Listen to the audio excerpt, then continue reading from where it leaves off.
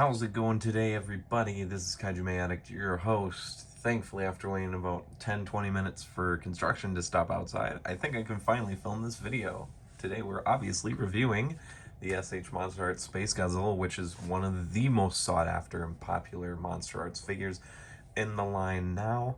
Currently, it seems to be the one everyone's looking for. This is the original release. This is not the release with Little Godzilla with the shoulder effects. This is the Gen 1 version with the Corona Beam. So we'll look at that a little bit later in the accessories section because I can finally go over that. So this figure is, well, I mean, he's popular for a reason. A lot of people when this guy came out said he was just about as detailed as X Plus figures. And although I don't own many, I can't deny that this figure is absolutely beautifully sculpted. Look at that. Look at the paints. Look at how good he looks. This figure is on a level. He's so uniquely different than a lot of figures. It's interesting how these beginning figures were so different. Just like, look at that head. He's not necessarily suit accurate. I would say he's supposed to be a lot more chunky, a little bit more, a lot more outward. He's a little skinny in this mid region, but he still looks really good. And the translucent horn, just oof, so good, so good. And then these wonderfully colored shoulder crystals, and then the back plates, the back crystals look epic. Look at how clean those looks. He just got a bath, so yeah, there's still a little bit of water on him. I've been letting him sit in front of the fan for a while. The tail, super long. And then the tail spikes at the end. Obviously looks good. Super sharp, super pointy, as it should be. He's just a really, really nicely sculpted and painted figure. Like, look at the paint that's in there. You don't see that from any of the toy companies anymore. I mean, even the newer release of this guy with the Little Godzilla, it still looks good, but it doesn't look this good. I had to go back and actually look at some photos, and this figure does look better. Bandai was actually kind of trying when it came to paint and detail on these first few years of releases. And then they kind of got a little, I would say, lazy, but I think that's kind of the same for the whole company together. So, all right. Well, no need to really sit on the detail. This figure's been out for quite a long time, so let's move on to the articulation. So he's got 2 joints in the head. You can look up about that much, which isn't a lot. Ooh. Obviously, if you overextend the joint, it pops off. He can, oh golly, you can look down about that much. So he doesn't have a lot of up and down. And as you saw, the head pops off really easy, which it's a ball joint, so it's not bad. If you guys don't have this figure, or if you were like me and didn't know how to fix a certain issue, the mouth normally only opens up about that far, right out of the box. I don't know if they fixed this with the second release. All you gotta do is kind of just open it up slowly over time. Eventually it'll get like this, where you can open it all the way. I think the promo shots even had it a little bit wider than this, but this is more than enough. You can fit the Corona Beam in there just safely. That's kind of how I kept mine open wide. Like I said, it only opens up about that much, just about enough to fit the Corona Beam in there, and then you kind of just let it sit in there, and eventually the mouth will kind of just open up the way it needs to. Wide open mouth. Let's take a look inside that mouth quick, actually, too. Oh, look at all those details. Horrible looking. Horrible. It's wonderful. So the arms are a little bit of a weird spot. So the joints are plugged in, so there's ball joints aiming down here. And it's kind of the old hinges. So they go out like that, in like that, forward, like that. And they do lay flat against the body, which is nice. They also have these two little skin flaps right there and there that you can use the whole time you're posing to make it look flush,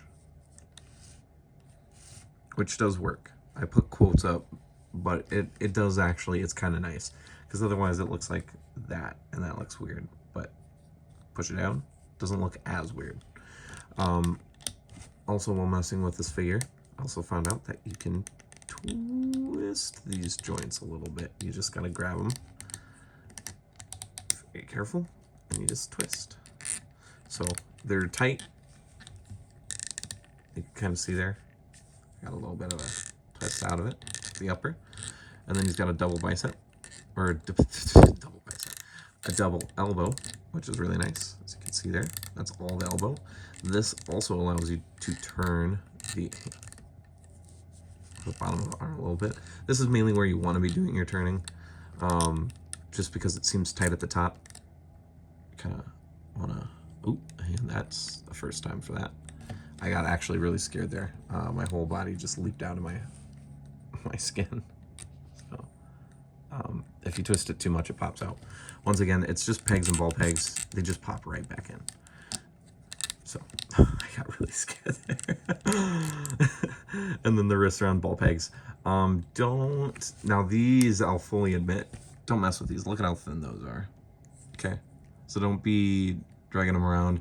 When I was giving them a bath, I was extra super careful.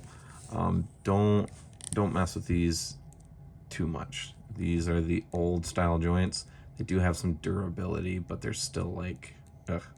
One wrong fall, one wrong bump, they're gonna break, period. He does have a mid joint.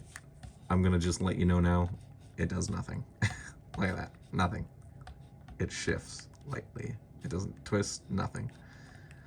It does nothing. And that's okay. It doesn't even lift up. It doesn't crunch in. It's all just tight. So it does nothing. It's just more to make the figure two pieces to help with the mold. So not getting any out of that, which I guess is fine. It would be nice, but it doesn't. The legs twist forward. This one goes about that far. It goes back quite a bit. The other leg shifts more forward, but doesn't go back, just because of the mold. This is when they were still trying to figure out how to do the thighs. They do kind of twist in and out, so you kind of can adjust them. I have this really bad problem of, I like my figures staying straight up and down, and I like them to try to be an even as most sides.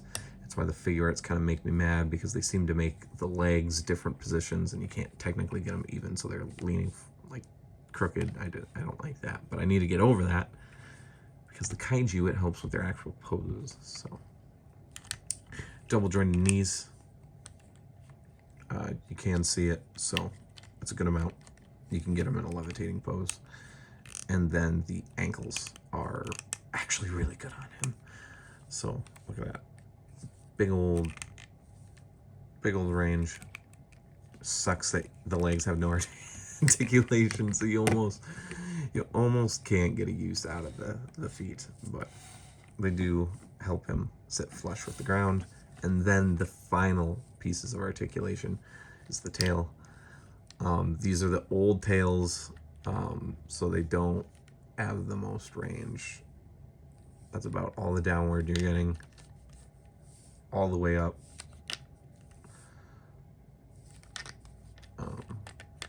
And these are like super tight, so you normally don't want to do these, but give him a bath.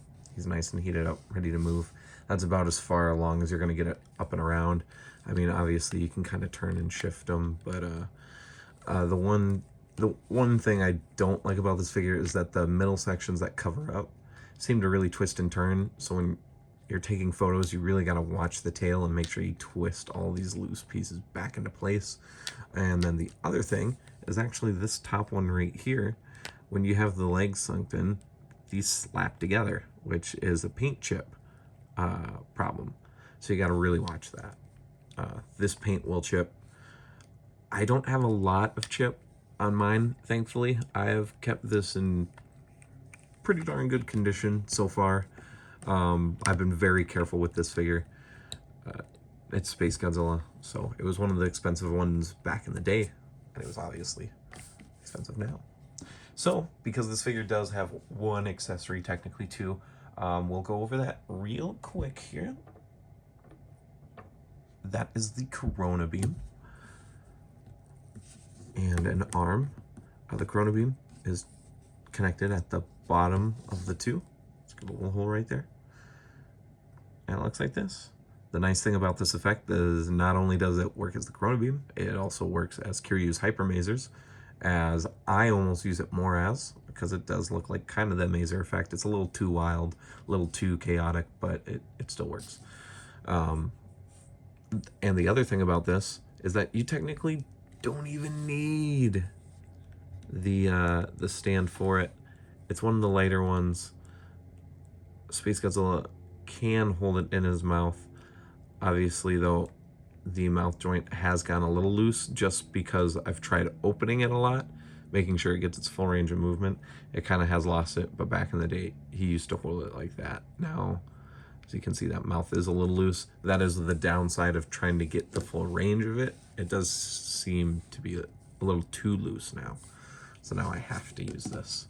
The other bonus effect with this Space Godzilla is this really impressive, really simple base of just a few crystals pointing out. These are super sharp. I remember when this figure came out and everyone was viewing this and they were saying, oh, these are super sharp. I'm like, hey, they can't be that sharp. These are sharp. If I needed to defend myself, that's all it would take. This would pierce your skin. This would mess someone up. So don't throw this at people. This does hurt. You do get a little twing from it just from touching it. Like, oh, I feel it. So, but it's nice looking. It's not the best, but I feel like, you know, back in the day they were doing like army sets and stuff. I feel like they should have released a set that was just like maybe a few buildings and then a bunch of these crystals. I feel like that would have been really nice. We would eventually get the special color edition, which has the light up effects on the shoulders, and the little Godzilla would come with crystals to hold him in a container, or to hold him in cage like in the movie. So we'll quickly go over a few size comparisons real quick. We're gonna look at 2021 Godzilla, who's currently kind of in a pose because he was in a photo shoot this morning. So he's a little slunched over. When Godzilla's fully up and over, they're about the same size. Godzilla might stand a little bit bigger than him. Actually, let's just come out of his pose. My photo shoot's just about done anyways. I had to pause it for this video, so. Yeah, so they're about the same size, which is good. Space Godzilla is a larger kaiju, but he's not like overbearingly tall on Godzilla. Technically, in universe, that Godzilla and Space Godzilla are supposed to be just about the same size. 2021 is 121 meters, where Space Godzilla is like 120, I think, on the nose. And then here's Kiryu. Kiryu's 60 meters, so technically if you move him up to the 100-meter scale, he's probably, you know, supposed to be maybe a little bit shorter, but I just like Kiryu taller than everything. I've gone on enough about that. I can't wait to do the review for him because it's going to be so biased. It won't. I'll give him a fair roll. So my final thoughts on the Space Godzilla, the first edition. I'm just saying it a lot because it's not going to be in the title, but I think it's kind of obvious. This figure's really great. This is one of the best looking MonsterArts figures still to date all these years. This was the third release. I remember when they showed him, everyone was going nuts in the MonsterArts community, even more than just when they announced the line. He was the big thing, and then Mogera would come out after him. I don't have Mogera yet. I'm gonna buy one. So This figure is going to get a solid 8 out of 10, although he's probably even still up there with the nicest looking. He has the faultiness of he's one of the first figures. He doesn't have all the articulation that these newer ones have, and that's a downside. They could re-release him. I think they could do a new mold. It's not like the Dragon Ball line, so it's probably not going to happen. But he could use a new mold. He needs to be a little bit bigger, a little bit more chunkier, and they can still work the articulation in, as we've seen with the other lines and with some of the newer figures to this day. I mean, Destroy is a big old boy, and yet he still has some of the better articulation out of the set. So we will see, though, as time will tell. Hopefully you guys enjoyed this video. I'm so happy to be continuing making videos. Hopefully gonna have the Bandai Megalon by Friday. We will see. If I get him tomorrow, I will be doing a review for him. Otherwise, if you guys check out my Instagram, or if you guys are in the Monster Collectors, Collect All Monsters Monster Collectors group, I posted my unboxing for the day for the Friday video if I don't get Megalon by then. So leave a like, comment, and subscribe. More videos are coming your way. I have a few fun things planned. We are moving up the subscribers list. We are now up to 71, which is insane. We are 4 off from the goal for the end of September, and it is only the beginning of August. Thank you guys so much for supporting. I'm so glad to continue to be making content. Let's get to 100 by the end of the year, guys. And I'll see you guys later. Peace. Rock out. Stay safe.